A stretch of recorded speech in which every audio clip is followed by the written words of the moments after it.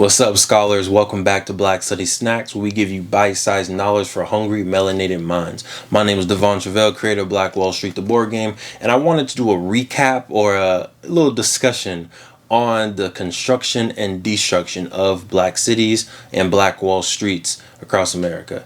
If you have a Black Wall Street that we didn't cover at all, please put it in the comments and make sure you also give us a resource like a book, an article, so we can learn a little bit more. Black excellence, black habits, this black medicine. So the purpose of doing this series was to really look at what are the patterns, right? What are things that consistently happen over time when we look at the construction of black cities? One pattern is the fact that money circulated and stayed within the black community. Now, today, 2020, 2021, we have so many different choices of where our money can go.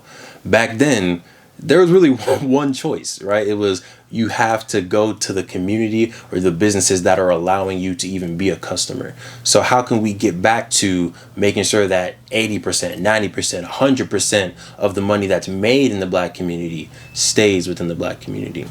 Number two thing that I learned is a lot of these black Wall Streets used the natural resources to create wealth. Tulsa had oil. Rosewood had the trees. It sounds interesting, but Rosewood had the cedar trees everywhere. Bronzeville they actually didn't use their natural resources. They were the first real metropolis, the big city, to really utilize real estate, insurance, banking at a high level, as well as media. So, I mean, they really use their intellectual property, which could be considered a natural resource. Let me know in the comments if you think intellectual property or just brain sense is considered a natural resource. That's interesting.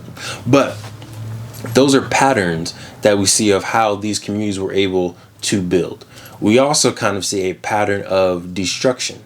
Right? For Tulsa and Rosewood, it was the white neighboring settlers who were destroying the city. So how can we build from conception a protection plan against that very action?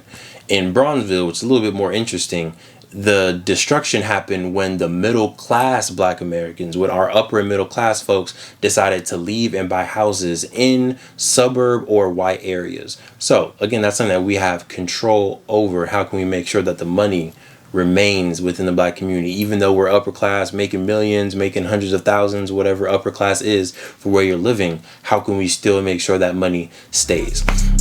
Black excellence, black